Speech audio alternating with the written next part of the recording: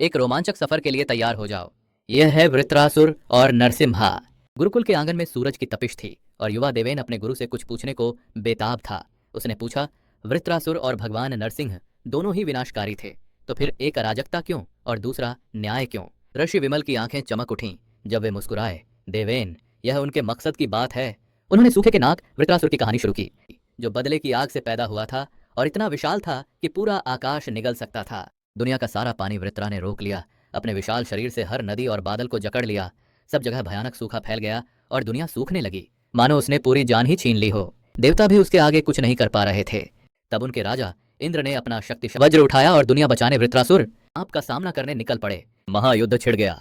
इंद्र ने अपने सफेद हाथी पर सवार होकर सांप पर धावा बोला। उसने तूफान और अंधेरा फैलाया, पर इंद्र ने वज्र चलाकर उसे चीर दिया और सारा पानी आजाद कर दिया। देवेन एकदम मंत्रमुग्ध हो गया। इंद्र ने तो सबको बचा लिया, पर भगवान नरसिंह की कहानी, वो तो बिल्कुल अलग है। ऋषि विमल मुस्कुराए। वृत्रा ने बाहरी तबाही लाई, पर उन्होंने अंदरूनी अन्याय खत्म किया, जिसकी शुरुआत राजा हिरण्यकश्यप से हुई। हिरण्यकश्यप को एक जबरदस्त वरदान मिला, जिससे वह किसी भी चीज या किसी से भी लगभग अजेय हो गया। फिर उसने खुद को परम शक्ति घोषित कर दिया, बाकी देवताओं की पूजा पर रोक लगा दी और सिर्फ अपने लिए वाहवाही चाहिए। राजा का बेटा प्रहलाद भगवान विष्णु को मानता था। इससे हिरण्यकश्यप का खून खौल उठा। उसने प्रहलाद को बदलने की हर कोशिश की, पर उसकी भक्ति को कोई हिला नहीं पाया। फिर हिरण्यकश्यप ने गुस्से में एक खंभे की ओर इशारा करके दहाड़ा, क्या तुम्हारे विष्णु इसमें हैं? प्रहलाद ने शांति से उत्तर दिया, वे हैं। राजा ने तुरंत खंभा तोड़ा और भीतर से एक भयानक रूप अचानक बाहर आया, जिसने पूरे महल को हिला दिया। स्वयं भगवान नृसिंह थे।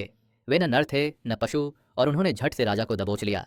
संध्या काल में हर वरदान को मात देते हुए उन्होंने अपने नाखूनों से अत्याचारी का शासन मिटा दिया। ऋषि विमल चुप हो गए और पूछा, देवेन, अब फर्क समझे?